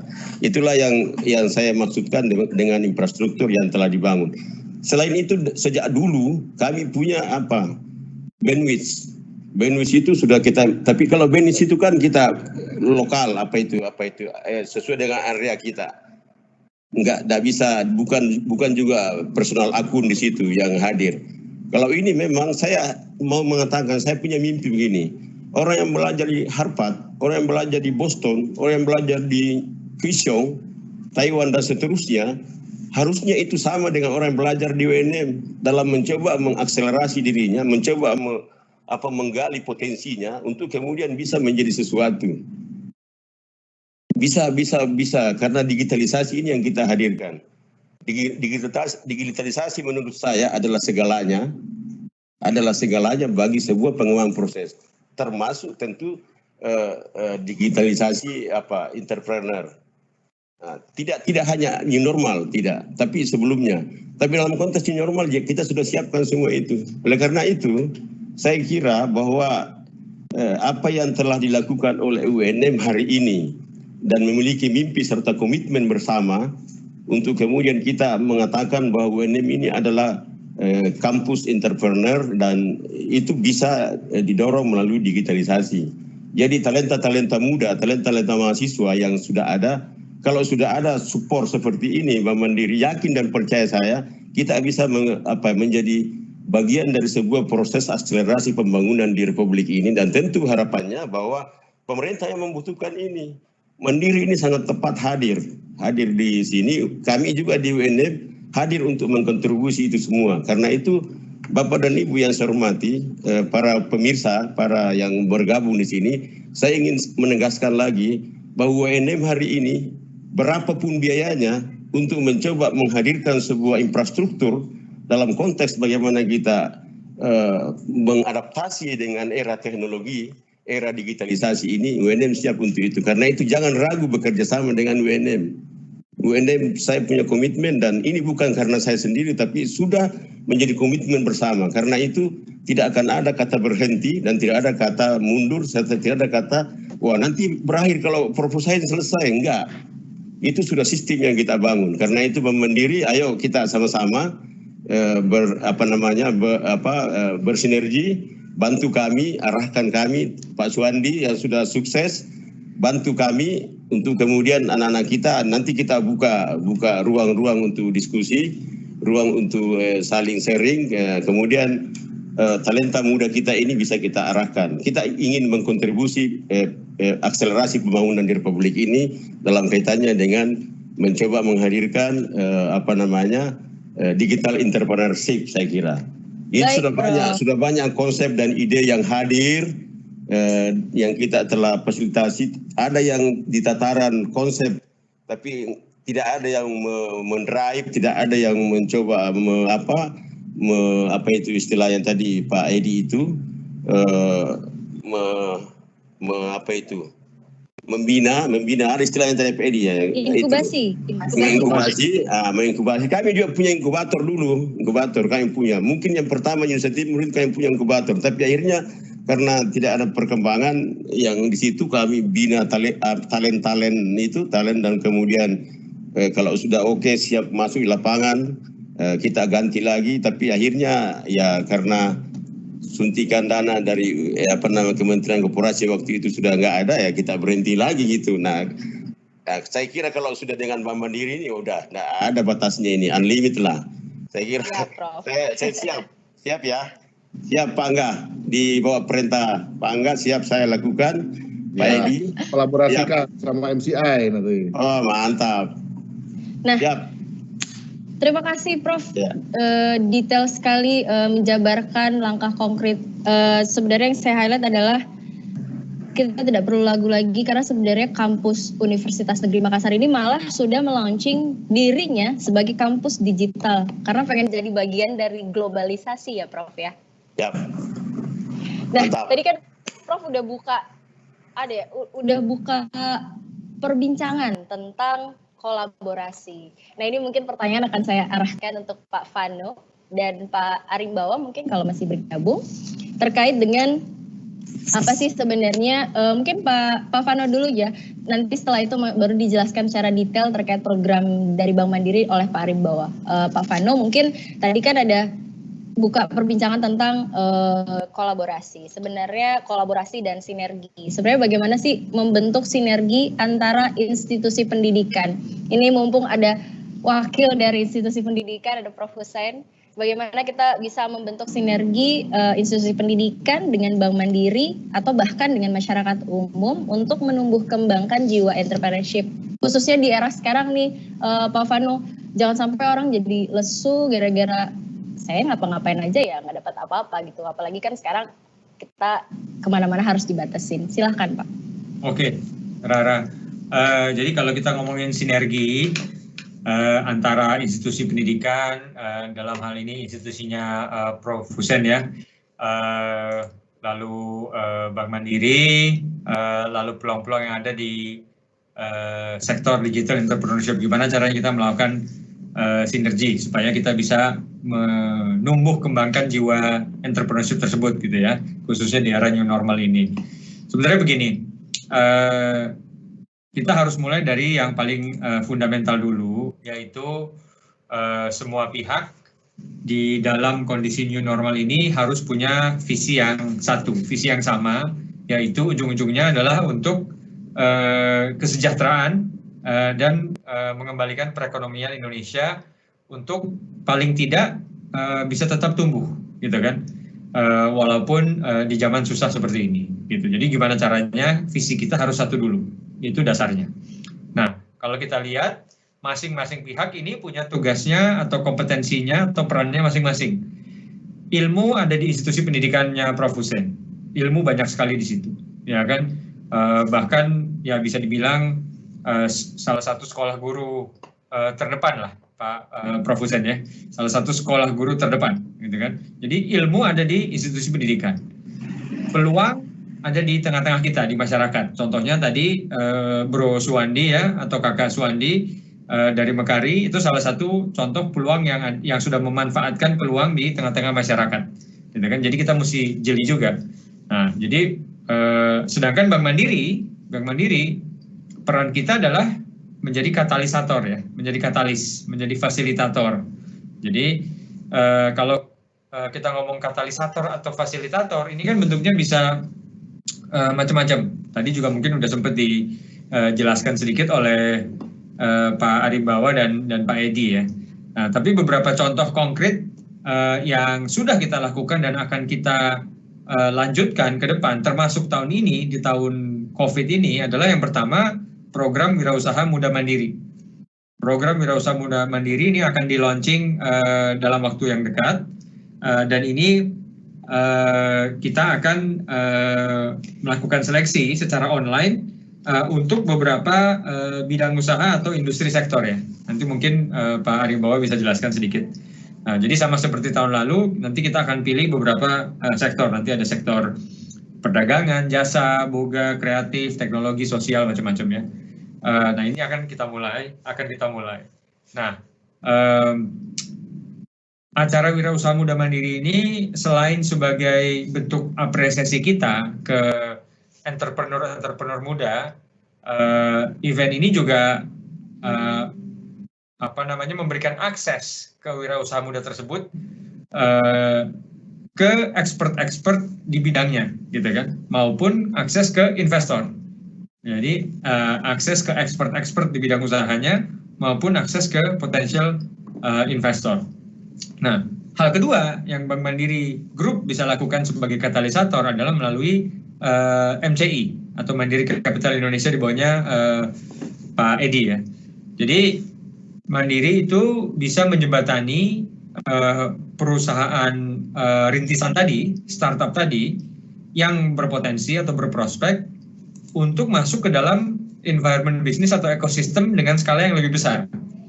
Jadi kalau memang tidak perlu hanya melalui Wirausaha Muda Mandiri, jadi event Wirausaha Muda Mandiri itu adalah salah satu channel saja, Cuma mudah-mudahan karena Wirausaha Muda Mandiri kan terbuka untuk umum ya, Jadi ya kita harapkan dari Region 10 Sulawesi Maluku juga ada yang berkompetisi di Wirausaha Muda Mandiri. Tapi MCI dalam memilih perusahaan startup yang akan menjadi portfolionya, MCI tidak hanya melalui Wirausaha Muda Mandiri. Jadi MCI secara aktif juga punya tim investasi yang aktif mencari portfolio yang berprospek untuk masuk ke MCI. Nah, jadi mungkin dua itu ya contoh konkret. Saya yakin mungkin ada contoh-contoh lain lagi di mana Bank Mandiri sudah sejak 2007 dan sejak 2016 melalui MCI menjadi investor, menjadi fasilitator untuk supaya kita bikin sektor digital entrepreneurship ini bisa lebih vibrant lagi ke depannya. Gitu Mbak Rara. Ya, Pak Vano, terima kasih tadi sudah menjelaskan sinergi apa sih yang bisa kita lakukan ke perguruan tinggi. Kalau ngomong perguruan tinggi kan mungkin secara khusus kita ke Universitas Negeri Makassar karena perwakilan dari universitas diwakili oleh Prof. Hussein dari UNM. Tadi Pak Vano juga sudah sempat menyinggung, sebenarnya dari awal sih Pak, kita sudah menyinggung tentang UMM dan kapan mulai seleksi dilakukan. Mungkin Pak Arimbawa, kira-kira ini ada dari UNM, ada Prof. Hussein, kira-kira apa sih program-program yang bisa kita kolaborasikan dengan tim dari Universitas Negeri Makassar terkait dengan seleksi dari Wirausaha Muda Mandiri. Silakan Pak. Baik, terima kasih Mbak Rana. Jadi kerjasama yang bisa dikembangkan di sini dengan UNM terutama di sini pada saat nanti di pendaftaran. Ya. Saat pendaftaran peserta wirausahanya mungkin dari pihak universitas bisa mencari mahasiswa-mahasiswa yang sudah punya bisnis, yang punya ketertarikan juga dengan entrepreneurship, ataupun juga yang sudah mempunyai kerangka bisnis plan-nya ke depan seperti apa. Itu yang dari universitas bisa juga mencari bakat-bakatnya juga, mahasiswa yang berbakat. Seperti yang tadi dijelaskan juga dengan Pak Silvano, jadi bahwa Bank Mandiri memang berperan sebagai katalisator, fasilitator bagi nanti para pemenang-pemenang WMM, dan juga bersama MCI kita juga sebagai biro jodoh lah kira-kira ya dengan MCI-nya. Jadi kalau kita dapat dari talent-talent yang bergerak di bidang teknologi terutama, itu yang bisa di matchmaker dengan MCI untuk bisa kita dorong lagi sebagai satu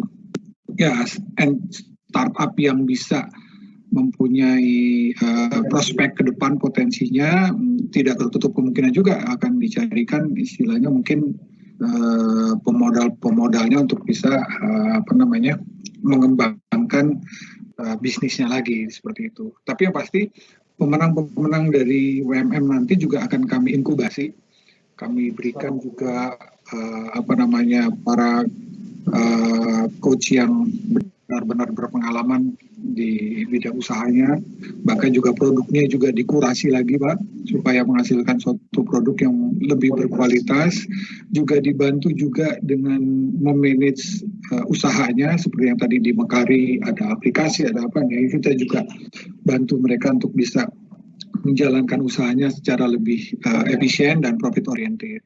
Seperti itu Mbak Ra.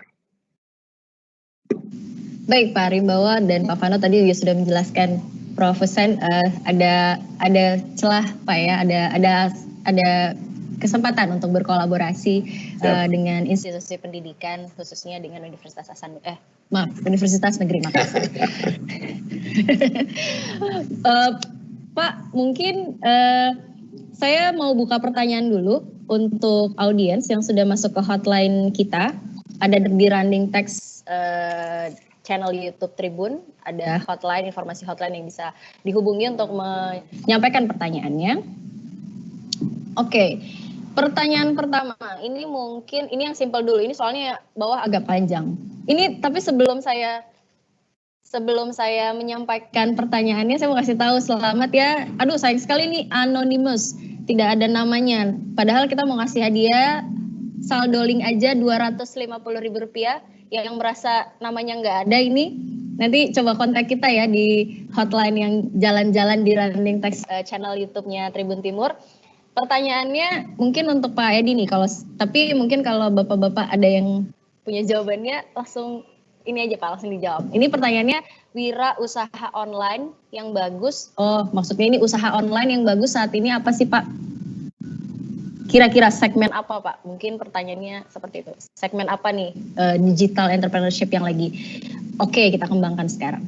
Oke, saya kalau jawab segmen, nanti segmen yang nggak saya sebut nanti ngambek gitu kan. Jadi saya secara umum dulu, nanti mungkin agak lebih spesifik ya. Secara umum tadi si Swandi dari Mekari udah cerita. Jadi startup yang bagus itu memulai dari sebuah problem. Jadi what problem are you trying to solve? Gitu ya. Jadi itu satu, problem atau market opportunity, yaitu kadang-kadang 11-12 lah ya. Tapi what problem are you trying to solve?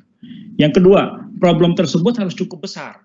Kalau problem tersebut hanya dinikmati di kecamatan, di RT, atau di kampus kalian, gitu, mungkin nggak bisa scalable, tidak bisa diekspansi ke tempat yang lain, ya. Jadi what problem? The problem has to be large enough, harus besar, ya. Yang ketiga, seringkali ini yang nggak ketemu, yaitu adalah bisnis modelnya apa, gitu. Karena bisnis model itu, secara definisi bisnis model itu adalah cara mendapatkan revenue dan profit. Profitnya menyusul lah, nggak apa-apa. Yang penting dapat revenue atau yang kita sebut di istilah kita traction lah, users, transaksi dan sebagainya. How are you going to get your traction, gitu? Ya memang dalam beberapa kasus seperti B2C harus bakar uang. Tapi dalam konteks yang lain mungkin enggak, justru harus kolaborasi, gitu. Nah, itu cara mendapatkan revenue, profitnya menyusul ya, itu sangat penting karena kalau udah salah jalan itu susah balik. Nah, ada beberapa bisnis model yang saya bisa share, mungkin ini sebagai contoh aja ya. Freemium model. Freemium model itu adalah model di mana awalnya free, tapi berikutnya harus bayar. Contohnya apa yang paling terkenal sekarang, mungkin contohnya sekarang adalah Zoom. Zoom itu gratis, tapi untuk 40 menit. Nah, makanya terus akhirnya banyak orang upgrade ke premium Zoom karena dia harus berbayar gitu kan. That is a model. Dropbox is the same. Dropbox adalah gratis untuk 2,5 GB. Setelah itu dia harus bayar kalau mau kapasitas lebih. That is a business model. Apalagi bisnis model yang mungkin terkenal. Subscription model. Subscription model yang paling terkenal mungkin seperti contohnya Netflix. Orang kalau bayar 160-170 ribu per bulan untuk bisa nonton akses film dan TV show-nya Netflix, dia akan terus bisa nonton, mau berapapun dia asal bisa bayar. Tapi kalau sudah berhenti subscription, ya sudah berhenti. Itu sama seperti internet juga kan, subscription basis dan sebagainya. Ada yang berbasis advertising seperti Google, dan ada yang berbasis memang berbagai macam lah bisnis model. Nah, para wirausaha muda ini harus tahu nih bisnis model yang tepat untuk bisnis kalian apa. Karena kalau udah salah jalan, ya susah balik lagi. Ya. Nah, itu jadi bisnis model sangat penting. Yang terakhir, mungkin saya nggak akan terlalu terakhir, tapi bukan berarti yang paling nggak penting ya, yaitu adalah tim. Jadi kalian kalau mau bikin usaha, jangan sendirian. We will never invest in a startup yang foundernya satu orang. Kenapa? Terlalu riskan. Gitu.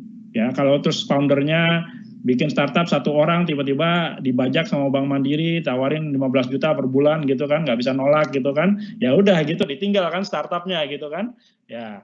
Tapi juga, jadi satu orang, we will never invest in startup yang foundernya satu orang. Tapi juga jangan bikin startup foundernya 8-10 orang gitu. Ya ada berantem aja gitu kan, nggak ada pembagian tugas yang jelas gitu. Jadi pengalaman kita, memang startup yang bagus itu foundernya 2, 3, maksimal 4 lah gitu ya. Kenapa? Supaya ada pembagian jelas. Malah kalau saya mau beli detail lagi, biasanya saya ada slide-nya, tapi saya verbalin aja. Biasanya 3 function itu harus ada. The 3H, kita sebutnya the 3H. 3H. 1, hacker. Udah harus sering ngurusin programmingnya. Jadi there has to be a hacker. Yang kedua, hipster. Itu yang ngurusin UI, UX, dan segala macam tampilannya, dan segala macam. There has to be a hacker, there has to be a hipster. Yang terakhir, itu there has to be a hustler. Harus ada hustlernya, yang cari bisnis, yang cari revenue, business development, bisa finance juga, dan segala macam. Jadi hacker, hipster, sama hustler, itu bukan berarti harus 3 orang berbeda-beda ya. Tapi maksudnya 3 function itu harus ada di sebuah startup. Jadi itu saya bantu kiat-kiat aja. Biasanya kalau begini nih, kalau ikut inkubator WMM atau yang ini baru dapat ilmunya. Tapi nggak apa-apa, ini supaya memancing para calon-calon entrepreneur di sini. Makanya Pak, kalau saya bilang nggak ngikutin acara ini sangat rugi. Karena banyak sekali tips dan bahkan disebutin kalau bikin startup ya maksimal 4 orang ya Pak ya. Kalau 1 tadi menarik sekali. Nanti dibajak Mandiri malah jadi pegawai Mandiri ya Pak. Karena cuma sendirian. Jadi tadi sudah cukup terjawab mungkin ya. Jadi sebenarnya Pak Edi juga sudah menyampaikan secara umum. Kita berangkat dulu dari masalah ya Pak ya. Kemudian pastikan bahwa masalah itu besar sehingga banyak orang yang butuh startup yang lagi kita kembangkan. Oke, Anonymous mungkin masih bisa info ke kita. Siapakah Anda? Biar dapat hadiah dari kita, ada link aja Rp250.000. Selanjutnya Pak, ini terkait dengan Region 10 Sulawesi Maluku. Mungkin saya akan mengajak Pak Angga juga untuk jawab pertanyaan ini ya Pak ya. Saya bacakan.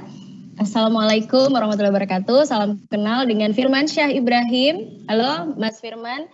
Saya ingin bertanya bagaimana peran Bank Mandiri untuk wilayah Sulawesi dan Maluku untuk dapat mendukung pertumbuhan startup di wilayah timur. Menurut Mas Firman, jangan sampai bukan hanya di kota-kota besar aja seperti Makassar, tapi mungkin bisa sampai ke kota kabupaten dan desa. Karena selama ini banyak sekali startup di wilayah timur yang kurang dapat berkembang karena kurangnya dukungan dan tidak ada ventura capital di wilayah timur. Tidak seperti di Jakarta atau Jawa. Mungkin Pak Angga dulu ya Pak ya, cerita tentang wilayah Sulawesi dan Maluku, apakah masih punya potensi Pak teman-teman di Indonesia Timur? Silahkan Pak. Ya, terima kasih Rara. Jadi mungkin Bro Edi teringat ya, tahun lalu kalau nggak salah ke Makassar juga kita datang ke salah satu nasabah kita yang punya institusi besar. Mereka juga punya inisiatif untuk mengembangkan inkubator, sehingga kita mau kolaborasi ya, sempat ada MOU segala macam. Intinya karena melihat peluang di Indonesia Timur, khususnya Sulawesi Maluku, banyak anak-anak yang kreatif ya. Jujur aja, saya orang Sunda, Pak. Saya dari Jawa. Makanan saya kan lalapan. Kalau orang Sunda itu lalapan tahu tempe. Ya. Tapi kalau di Indonesia Timur, makanannya ikan semua, mengandung omega 3. Jadi otaknya tuh smart, idenya tuh banyak. Nah ini tinggal gimana cara kita menggali gitu ya. Salah satunya ya Mandiri punya MCI ya, yang merupakan inkubator dan juga sebagai angel investor atau apa tadi semacam yang bisa memberikan invest modal gitu. Nah, nanti kita bisa kolaborasikan. Sebenarnya saya mau ngomongnya di wrap up nih sama Profesor, ya. Jadi kita bisa langsung realkan aja kerjasamanya. Prof punya LPIK, punya anak-anak yang punya idea, yaitu dan yang kuliah di UNM 35.000 itu datangnya kan bukan hanya dari Makassar, dari seluruh Indonesia Timur itu, ya. Dan kita bisa siap menyaring ide-ide yang bagus, ya. Termasuk juga Prof udah punya prodinya, kita prodinya bisa datang seperti yang lalu-lalu kan datang ke Jakarta ya Prof ya, Pak Edi ya, Bro Edi ya, datang lihat inkubator kita yang di Jakarta tuh seperti apa, ya mungkin ada proses pembelajaran, nanti Bro Edinya kalau misalnya berkenan atau tidak by virtual, masuk ke mata kuliah kewirausahaan, dikumpulin teman-teman atau dosen-dosen, kita saling berbagi, berbagi ilmu dan saling melihat opportunity yang mana yang bisa kita kembangkan. Dan kita realnya di Agustus ini langsung yang punya ide itu bisa masuk daftar di WMM, Wirausaha Muda Mandiri. Dan luar biasanya Wirausaha Muda Mandiri tahun 2020 ini ada dua model. Yang satu tadi Pak Arimbawa bilang, yang sudah punya bisnis, ya dia mau mengkompetisikan bisnisnya. Yang kedua, baru punya bisnis model aja juga bisa gitu, ya. Jadi ini yang keunikan WMM di 2020. Nah, mudah-mudahan teman-teman yang di seluruh Sulawesi Maluku, Indonesia Timur yang mempunyai fresh ideas ini bisa join dengan kita, kolaborasi. Makasih Rara. Baik Pak, ternyata selalu ada kesempatan ya Pak, apalagi kalau orang Makassar udah dari lahir makannya ikan ya Pak ya. Jadi harusnya bisa lebih pintar. Saya sebelum beralih ke pertanyaan selanjutnya, saya mau minta apa ya Pak, sebagai statement, bukan janji juga sebenarnya, tapi membuka kesempatan untuk teman-teman yang ada di Indonesia Timur bahwa ya Mandiri dan Mandiri Capital Indonesia akan ada untuk sama-sama membangun Indonesia Timur. Biar teman-teman yang ada di wilayah Indonesia Timur juga merasa semangat bahwa ternyata kita pun tidak harus berkecil hati karena kita ada di wilayah Timur. Pak Edi, silakan Pak. Nggak perlu janji Pak, yang penting ada semangat buat kita. Silakan Pak. Ya, Mandiri Capital saya dan tim siap untuk ikut membangun Indonesia bagian Timur melalui kerjasama kolaborasi dengan Bank Mandiri Region 10. lah. Nah, terus WNM dong, nanti WNM gabung, harus itu. Siap, nanti ditunggu kolaborasinya pastinya ya Pak ya. Selanjutnya ini ada pertanyaan tentang Bank Mandiri. Ini saya arahkan mungkin ke Pak Vano ya Pak Vano ya. Ini pertanyaannya dari Prof, ini salah satu mahasiswanya Prof Husain nih, Syawal dari UNM Makassar. Pertanyaannya bagaimana bentuk dukungan Bank Mandiri untuk mendukung UNM, ini spesifik ke universitasnya Pak Vano, untuk mendukung UNM sebagai cikal bakal lahirnya entrepreneur baru menuju Indonesia maju. Waduh, ini banget ya, visioner sekali bahasanya. Silahkan Pak Vano. Ya, baik. Dukungan Bank Mandiri, khususnya untuk UNM, silahkan Pak. Baik, pertanyaannya dari siapa tadi? Dari Bro Syawal ya? Ya, dari Syawal Pak. Dari Syawal, makasih pertanyaannya. Jadi seperti yang sudah disampaikan tadi oleh Bro Angga dan Bro Edi, kita mencoba menyemangati dan mengundang semua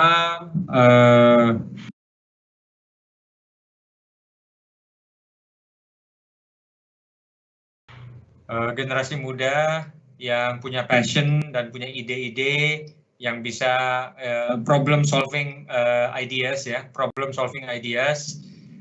yang bisa scalable juga dan bisa dijadikan bisnis untuk berpartisipasi di acara Wirausaha Muda Mandiri. Jadi itu adalah salah satu ajang untuk bisa menunjukkan prospek dari ide-ide bisnis masing-masing.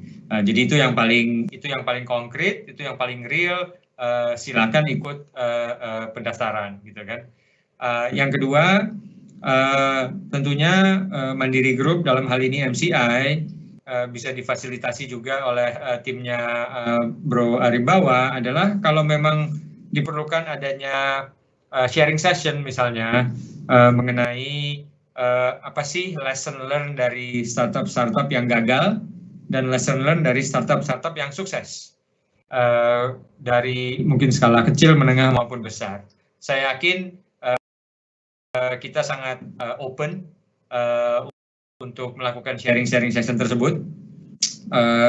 Jadi kayak seperti apa ya? Sebelum masuk ke inkubator kita diskusi dulu. Kalau memang peminatnya banyak dan saya yakin kita juga bisa bikin khusus untuk tempatnya Prof Hussein. Saya yakin Bro Edi bisa bikin khusus untuk tempatnya Prof Hussein. Kita bikin sharing session, mungkin video call dulu ya karena COVID seperti ini. Inginnya sih terbang ke sana. Saya udah kangen makan coto gitu kan. Di sini cuma bisa beli di Kelapa Gading. Maunya langsung beli di sana gitu kan, makan pakai buras. Tapi untuk sementara kita video call dulu. Cuma nggak apa-apa, kita bikin khusus mungkin ya Bro Edi, mohon dukungannya, kita bikin khusus sharing session untuk bukan milenial lagi kalau sekarang ya, berarti generation apa? Z ya, generation Z di UNM Prof Hussein dan Syawal ya. Jadi at least ada 2 tuh yang kita bisa bantu melalui Wirausaha Muda Mandiri. Atau mungkin kita bisa bikin sharing khusus. Silakan aja Bro Angga dan Bro Edi, kalau bisa diadakan kita langsung adakan dengan guidance dari Prof Hussein. Siap. Kita kolaborasikan. Siap. Habis ini saya ngopi sama Prof. Siap. Langsung ya Pak ya, langsung kita berkolaborasi nanti mungkin dengan Mandiri Capital Indonesia juga khusus untuk Universitas Negeri Makassar. Kemudian ada yang nanya lagi dari Nur Mayasari, apa sih Pak, mungkin untuk Pak Arimbawa, Pak ini sangat spesifik, kira-kira tips-tipsnya apa sih biar bisa lolos katanya di Wirausaha Muda Mandiri? Baik Mbak Rara, jadi untuk bisa lolos pertama syaratnya adalah mendaftar. Ya, karena terus terang untuk tahun lalu kebetulan dari perwakilan Sulawesi belum ada yang lolos nih tahun lalu di UMM tahun lalu nasionalnya ya. Jadi kami juga sangat berharap ada kandidat-kandidat terutama untuk bisa masuk di di persaingan nanti di UMM 2020. Syarat-syaratnya ataupun syaratnya sih sebenarnya simpel. Artinya pertama kreativitasnya dalam hal berbisnis itu yang juga nanti ada poin tersendiri gitu ya. Terus juga memberikan impact sosial kepada masyarakat sekitar ya. Dan juga ada konten digital, ada konten teknologinya yang juga dalam proses produksi atau dalam kegiatannya itu juga faktor yang jadi poin tambah gitu ya. Jadi mungkin itu yang Mbak Rara yang mungkin bisa disampaikan. Jadi untuk tahun ini bisa daftar melalui www.wirausahamandiri.co.id. Pendaftarannya dibuka insya Allah di awal Agustus. Demikian Mbak Rara. Baik Pak, itu tadi tips-tipsnya. Jadi yang pertama harus daftar dulu tapi ya Pak ya. Jangan berharap bisa menang tapi tidak daftar. Jadi jangan hanya mimpi gitu Pak ya. Ya. Siap. Kemudian pertanyaan selanjutnya ada lagi, ini untuk Prof Hussein Pak. Ini kayaknya anak UNM nih Pak. Ini agak panjang ya Pak ya, semoga pertanyaannya bisa kita cukup jelas. Dengan kondisi serba digital dan dengan adanya pandemi ini, bagaimana proses pendidikan entrepreneur di Universitas Negeri Makassar? Dan apa saja sih Pak kendala-kendala yang dialami oleh pihak universitas? Dan tindakan apa yang diambil pihak universitas untuk tetap mengimbangi kondisi ini sehingga proses belajar tetap dapat berjalan dengan baik tanpa mengesampingkan tujuan untuk membentuk mahasiswa yang berjiwa entrepreneur. Jadi lebih ke proses pembelajaran Pak, apalagi sekarang kan kita udah nggak ketemu Pak. Silahkan Pak. Ya, baik Mbak Rara, teman-teman semua yang saya banggakan yang bertanya. Ini pertanyaan yang bagus, sekaligus saya ingin menegaskan pada kita semua bahwa proses kuliah daring atau pembelajaran daring dari rumah yang mungkin masih setelah semester yang lalu kita lewati dengan saya kira semua lancar karena semua kita bisa sikapi. Selain kita siapkan tadi SSO itu, kita siapkan aplikasi Spada dan seterusnya. Lalu kemudian kita masih nambah lagi. Semua mahasiswa itu kita bantu selama 2 bulan.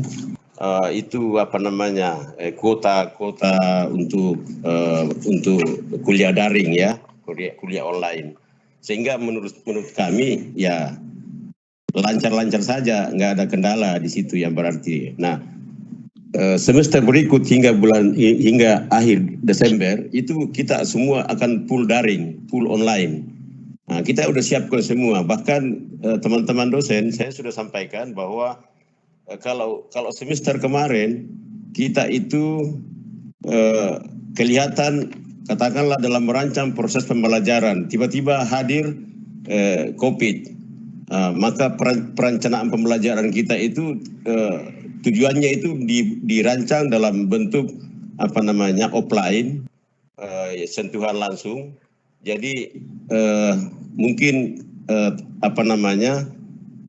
kita sudah merancang bahwa transfer of knowledge, transfer of skill, transfer of value atau nilai atau karakter itu sudah ada semua di situ. Nah, yang kemudian tidak tercapai itu saya akan menyarankan kemarin untuk kemudian tetap dibuat offline atau tetap muka langsung datang tapi dibuat dalam bentuk protokol kesehatan. Lah, untuk berikutnya ini mestinya dosen ini sudah merancang kalau dia ingin mendapatkan outcome dari proses pembelajaran itu adalah transfer of skill, ya katakanlah misalnya itu dimungkinkan diperoleh, transfer of nilai juga dimungkinkan untuk diperoleh dengan catatan dirancang pembelajarannya sedemikian rupa. Misalnya kalau skill itu bisa dibuat dengan animasi, pembelajaran lab itu animasi, tapi memang tidak sempurna seperti ketika kita berhadapan dengan benda langsung. Kira-kira begitu jawabannya kepada teman-teman mahasiswa, bahwa percayalah bahwa infrastruktur UNM itu sudah siap untuk jangankan sebelum COVID, kita sudah siap memang karena kita memang mau membuat UNM ini menjadi kampus digital untuk menjadi kampus global gitu ya. Jadi sudah siap itu semua infrastrukturnya. Jadi di tengah pandemi COVID ini menurut saya UNM itu tidak bersoal. Soal kuliah daring atau new normal saya kira tidak bersoal. Ya, jadi teman-teman tidak usah khawatir dan mengenai konsep bagaimana kita tetap juga ada komunikasi atau ada pendampingan tentang digital entrepreneurship ini tadi, maka itu kita dimungkinkan sekali. Sangat katakanlah ini normal aja saya kira menurut saya, bertemu 3 orang membuat suatu plan bisnis dan seterusnya, menuangkan ide yang sudah ada secara baik, kemudian didiskusikan, lalu kemudian teman-teman dosen bisa ikut mendampingi, mengasesmen semua apa yang dia punyai untuk kemudian semakin mematangkan. Apalagi kalau teman-teman Bank Mandiri sudah hadir. Wah, ini udah luar biasa saya kira. Nggak ada soal saya kira. Menurut saya tadi yang memberi pertanyaan itu nggak usah khawatir, ide tetap dimantapkan, sampaikan kepada kita akan lakukan sebuah proses pembinaan, pendampingan dan seterusnya untuk kemudian ya kita bisa hadirkan. Saya kira Bank Mandiri adalah solusi yang tepat untuk kita bersama-sama. Kira-kira itu. Siap, Prof. Jadi ya. Jangan patah arang cuma karena gara-gara COVID ya Pak ya. Tetap dimantapkan justru langsung disampaikan ke dosennya. Tapi ada highlight juga tadi dosen pun harus beradaptasi ya Prof ya untuk bisa membangun suasana belajar yang kondusif di tengah pandemi COVID-19 ini. Tadi bagi-bagi kuota masih ya Prof ya. Karena memang itu adalah itu senjata nih Prof buat teman-teman mahasiswa untuk tidak berhenti tetap belajar. Kemudian sebelum kita tutup, saya satu pertanyaan mungkin untuk Pak Suwandi. Pak Suwandi masih bergabung bersama kami, Pak? Ya, masih. Ya, Pak Suwandi, terkait mungkin bisa cerita pengalamannya sih bagaimana program dari Mandiri Capital Indonesia ini bisa membantu perusahaan startup Bapak sebagai pelaku untuk terus berkembang sampai sekarang ini, mungkin cerita khususnya untuk kondisi pandemi saat ini ya Pak Suwandi, silahkan. Oh, oke. Jadi kalau selama pengalaman kami dengan Pak Edi dan tim Mandiri Capital, kita sih punya pengalaman yang sangat baik ya. Jadi waktu kita berbicara dengan tim MCI, pasti yang kita cari itu adalah yang pertama itu adalah kolaborasinya. Jadi urusan pendanaan sebagai hubungannya antara venture capital dengan investasi atau dengan startup itu hal kedua menurut kita. Yang paling penting itu kolaborasinya dulu. Nah, selama kita kerjasama dengan tim MCI, pengalaman kita adalah tim MCI sangat aktif untuk mencari peluang kolaborasi. Jadi bukan cuma kita yang mencari-cari, kita bisa kolaborasi dengan Mandiri di mana ya, tapi justru dari tim MCI itu sangat aktif. Jadi terakhir ada program yang ini relevan dengan pandemi juga.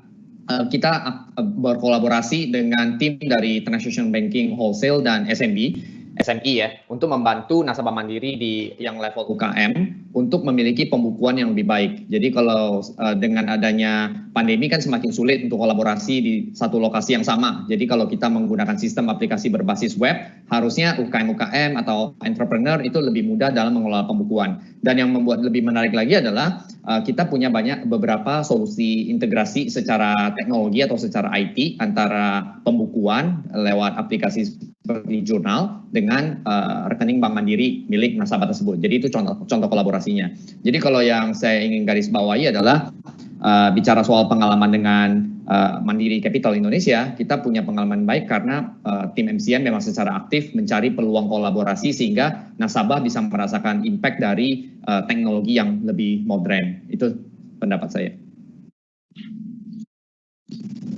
Baik, terima kasih Pak Suwandi. Jadi tidak perlu khawatir teman-teman, bergabung di Mandiri Capital Indonesia tidak dilepas ya Pak Edi ya, tapi terus di mentoring untuk bisa bersaing pastinya di pasar. Kemudian Pak, ini udah bentar lagi jam 5. Aduh, bapak-bapak yang luar biasa yang hadir hari ini, terima kasih banyak. Mungkin sebelum saya tutup, Pak Angga sebagai inisiator dari acara ini, silakan Pak menyampaikan wrap up dari diskusi dan talk show kita hari ini. Oke, terima kasih Rara. Jadi luar biasa sekali ya hari ini, dan saya senang ya, acara ini hampir 2 jam ya, menarik sekali, dan saya yakin habis ini akan ada solusi-solusi kolaborasi yang bisa real kita dapatkan.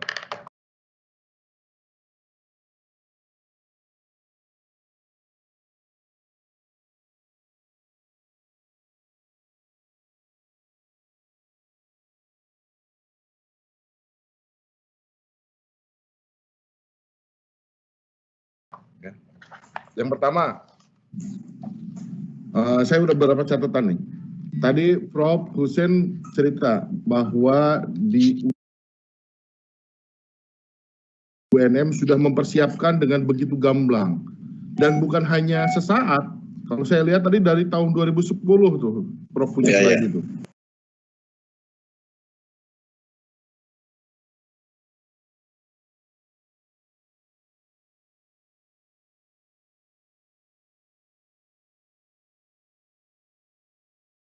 ya, dan membangun prodi-prodi sekarang. Ya, dan bahkan di visi misinya pun ada punya core-nya ke pendidikan dan kewirausahaan. Termasuk di sini membangun LPIK. Nah, LPIK itu kalau saya tangkap itu mengambil ideas dari para talenta, baik dosen, mahasiswa, dan juga alumni. Nah, saya melihat ini opportunity dengan Bro Edi di MCI, ya, kita sebagai katalisator. Nanti saya akan kolaborasikan dengan Bro Edi, MCI, gimana caranya LPIK ini jadi duduk bareng, ya.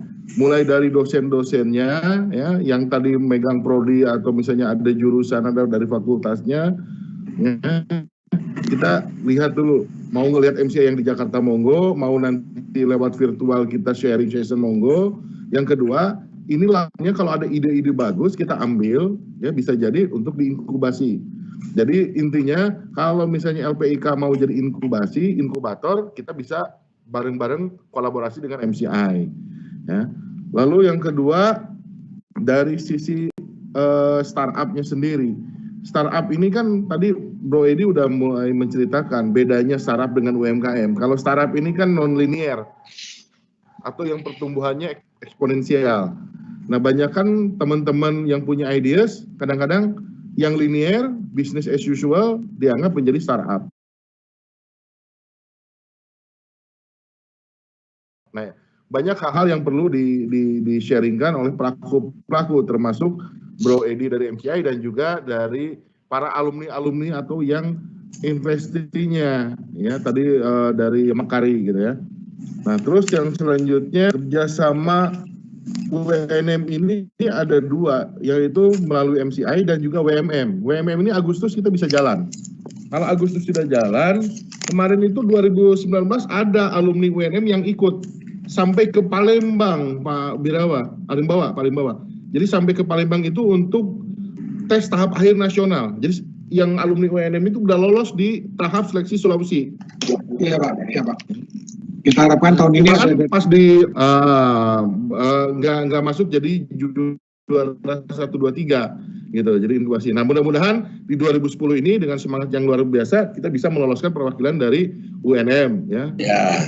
Dan terakhir kalau dari saya ngelihat ya, UNM ini saya terpana nih ada Bro Fano. Baru tahu ternyata UNM itu kan saya tanya, Rob, kenapa UNM dipakai buat ujian SBTN? Karena komputernya paling banyak se Indonesia Timur gitu. Jadi selalu dipakai itu ya.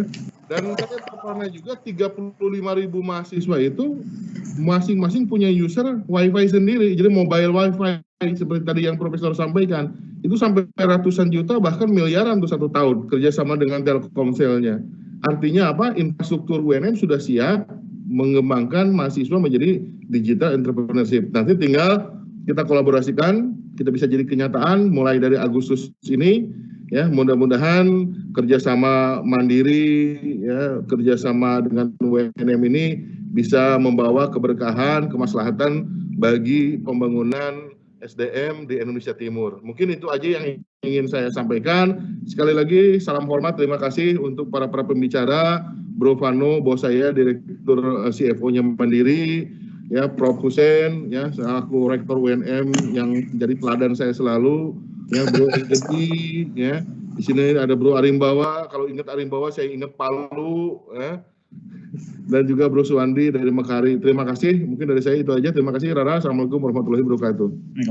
Waalaikumsalam warahmatullahi wabarakatuh. Terima kasih Pak Angga yang sudah menyimpulkan semua hasil diskusi kita dan talkshow kita pada hari ini. Dan saya juga mau menutup, tadi Pak Angga juga sudah mengucapkan terima kasih. Mungkin saya ulang lagi, terima kasih Bapak Silvano Romantir selaku Direktur Keuangan dan Strategi Bank Mandiri, Bapak Erlangga Hanafi, Regional CEO 10 Sulawesi dan Maluku, pastinya sebagai tuan rumah acara kita hari ini. Kemudian ada Profesor Dr. Haji Hussein Syam dari selaku Rektor Universitas Negeri Makassar yang sudah banyak juga cerita tentang visi misi dari UNM. Kemudian ada Bapak Arimbawa dari Corporate Secretary yang menangani tentang wirausaha muda mandiri. Kemudian ada Bapak Suwandi So selaku CEO PT BIT Solusi Nusantara. Terakhir Pak, sebelum kita closing, sebelum saya kembalikan lagi ke MC, mungkin ditutup dengan closing statement dari Mandiri Capital Indonesia. Kami persilahkan Bapak Edi. Oke, terima kasih Mbak Rara. Ini bukan closing statement, ini mungkin lebih kepada kasih semangat aja ya kepada mungkin calon-calon wirausaha, tapi jangan yang karyawan Bank Mandiri ya. Kalau itu kan harus minta izin dulu, Bro Angga. Tapi bagi anak-anak muda, anak-anak kuliahan gitu ya, yang sekarang sedang mencoba merintis usaha ya, jangan takut gitu. Maksudnya memang dulu cari modal itu mungkin lebih susah ya. Sekarang tapi cari modal tuh sekarang macam-macam dengan adanya banyak venture capital, itu bisa menambah opsi ya. Startup juga yang sekarang bisa melakukan IPO. Kita tahun ini aja ada salah satu startup di portfolio kita yang namanya Cashless itu sukses melakukan IPO. Jadi investor asing, investor lokal, jangan takut. Silahkan aja bangun startupnya, kita akan membantu. Mungkin tidak semuanya dengan uang, tapi dengan ilmu, mentoring, dan dibuka pasarnya. Kadang-kadang itu lebih berharga daripada uang injeksi modal ya. Dibukakan pasarnya agar bisa mendapatkan traction, yaitu adalah nasabah, users, dan sebagainya. Semangat terus, salam semangat dari saya. Ya, itu tadi mungkin semangat ya Bapak dari Bapak Edi Danusaputro, Direktur Utama PT Mandiri Capital Indonesia. Saya tutup dan saya kembalikan ke MC. Terima kasih banyak. Assalamualaikum warahmatullahi wabarakatuh. Silahkan Tia.